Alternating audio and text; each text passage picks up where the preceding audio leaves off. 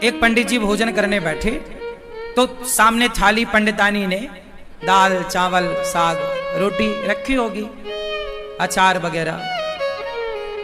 पंडित जी भोजन करने बैठे कि तभी कोई द्वार पे भिक्षुक आ गया। भिक्षाम देही, हे भैया मैं बड़ा भूखा हूं, कुछ भोजन मिल जाए। पंडित जी भोजन करने ही बैठे हैं, सामने थाली है और द्वार पे कोई भूखा आ गया। पंडित जी ने साथ सम्मान बुलाया, आओ आओ आओ भैया आओ। आसन लगाई और भोजन अपनी वाली थाली पंडित जी ने उन्हें दे दिया। और पंडितानी जी ने जो भोजन बनाया था वो जरा सा ही था, क्योंकि घर में कुछ था नहीं, जितना था उसने बनाया। थोड़ी सी दाल थी, आज दाल बनी, साग थी, चावल जो था भिक्षा में उससे मिला। ब्राह्मण थे, भिक्षा मांग कर लाते और जो मिलता खाते। तो आज उनका भोजन जरा कम था, पंडितानी के लिए जरा सा अंदर था। अब वो अतिथि आए और बैठे और वो पंडित जी की थाली में बैठ गए और वो बढ़िया खाए। पंडित जी अंदर गए, पंडितानी से कहा कि थोड़ा और दो रोटी। तो उसने बोला कि बस ये आखिरी 2 रोटी बची हैं। जब पंडितानी ने कहा कि आखिरी 2 रोटी बची हैं, तो वो जो बाहर बैठा खाने वाला अतिथि था उसने सुन लिया कि अब बस इनके पास 2 रोटी बची हैं। तो पंडित जी दोनों रोटी लेकर आए और कहा भैया प्रसाद पाओ, एक और दो रख दूं। उसने कहा नहीं नहीं अब नहीं चाहिए। वो भी समझदार कि अब बेचारे ये क्या खाएंगे, तो मना कर दिया। पंडित जी ने कहा ना, आप हमारे अतिथि हैं, आप पेट भर के खाओ। अच्छा बोले आपकी इच्छा है तो एक रख दो। तो 1 रोटी रख दी गई और 1 रोटी बची।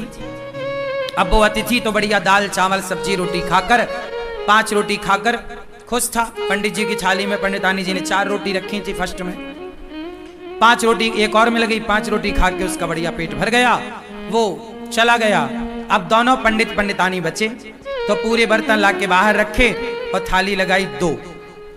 अब 2 थाली लगी हैं, पीछे की बची हुई जरा सी साग। अब आप जानते हैं दाल बची तो क्या बची होगी, जरा कटोरी आधी कटोरी। अब उसमें दोनों लोगों ने थाली अपनी पंडित पंडितानी ने तैयार करी और रोटी थी 1। तो आधी रोटी पंडित जी ने रखा, आधी रोटी पंडितानी जी ने रखी।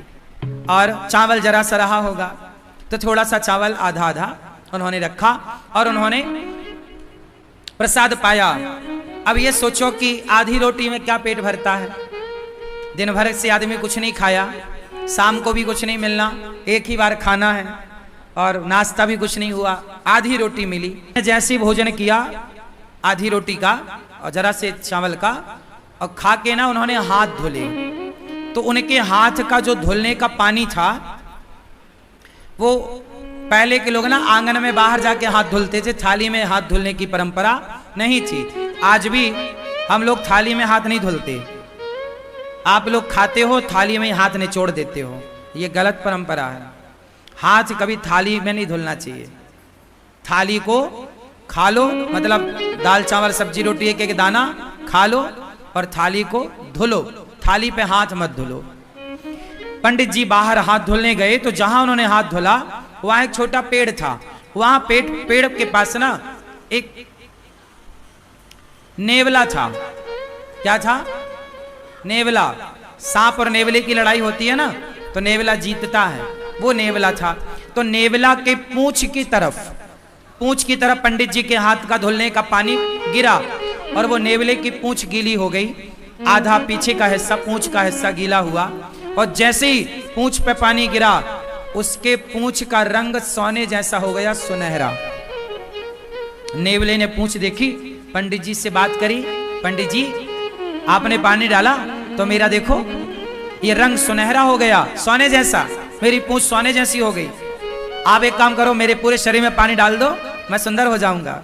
पंडित जी बोले मैंने तो अपना हाथ धुल लिया। नेवले ने कहा महाराज ये बताओ कि आपके पानी डालने से मेरा ये शरीर का रंग कैसे बदल गया, सुनहरा हो गया, सोने के कलर का।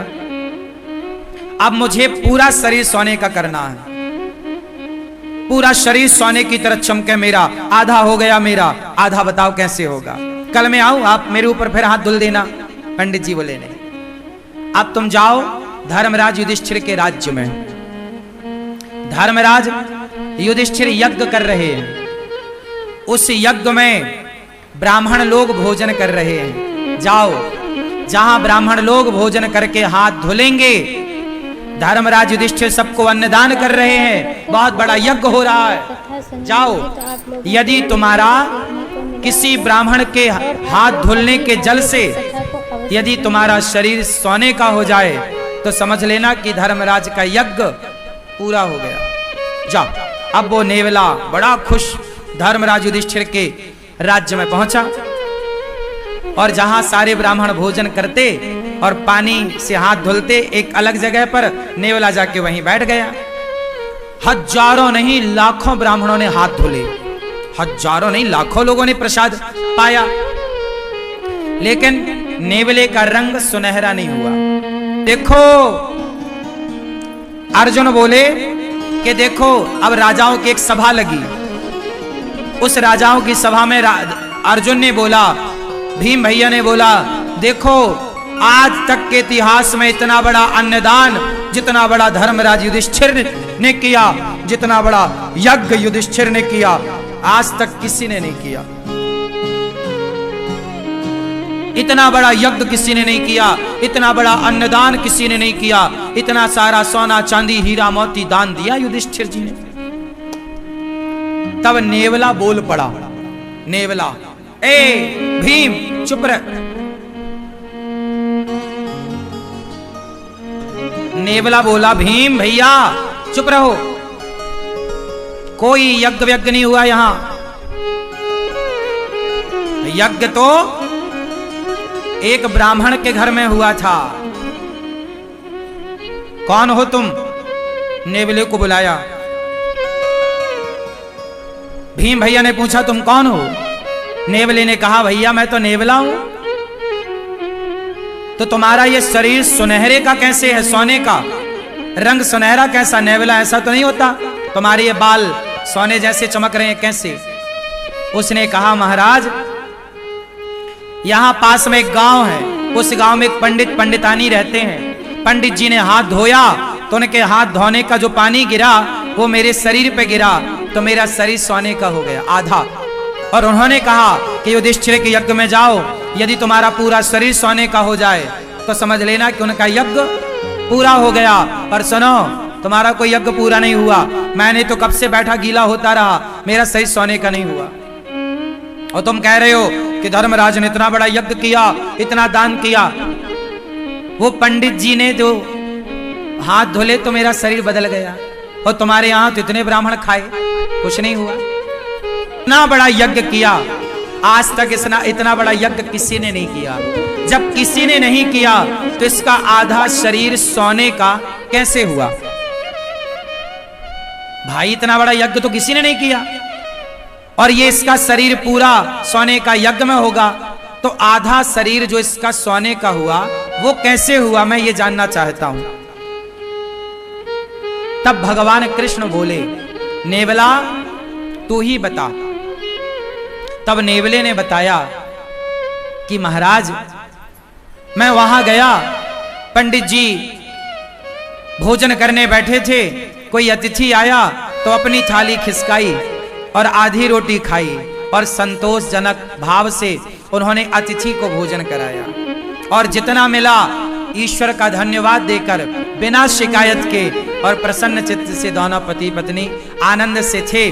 उन ब्राह्मण का, संतोषी ब्राह्मण, भक्त ब्राह्मण, वो भक्त था, संतोषी था, उस संतोषी और उस भक्त का हाथ का जब धौमन मेरे शरीर पर पड़ा तो मेरा शरीर आधा सोने का हो गया।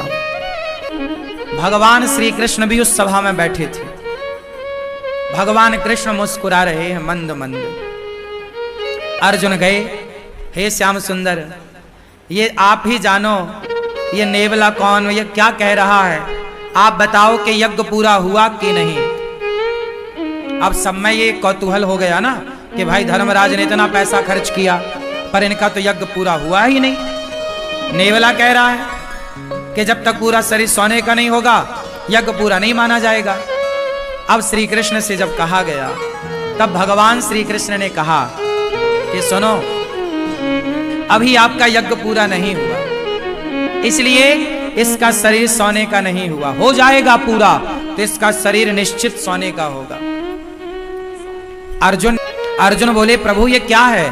भगवान बोले, अर्जुन तुम्हारे भाई ने करोड़ों रुपए खर्च करके जो यज्ञ किया, करोड़ों रुपए खर्च करके उस यज्ञ से तुम्हारे भाई को जितना पुण्य नहीं मिला, उससे ज्यादा पुण्य उस ब्राह्मण को एक भूखे को भोजन कराने से मिल गया। क्यों? क्योंकि तुम्हारे पास तो करोड़ों हैं, तो तुम करोड़ों खर्च कर रहे हो, पर ब्राह्मण के पास तो एक थाली भोजन ही था, 4-6 रोटियां ही थी, लेकिन उसने अपना संपूर्ण दान कर दिया, सर्वस्व दान कर दिया। उसकी तो सर्वस्व के नाम पर इतनी ही संपत्ति थी ना, थाली में भोजन। अर्जुन बोले, अब ये बताओ इसका शरीर कैसे सोने का होगा? बोले, आपके राज्य में कोई भूखा है, जाओ पहले खोज करो। खोज किया तो पता लगा कि जंगल में एक महात्मा भूखे बैठे हैं। धर्मराज का यज्ञ सब ब्राह्मण भोजन कर लिए, पर एक ने नहीं किया, तो अभी यज्ञ पूरा नहीं हुआ।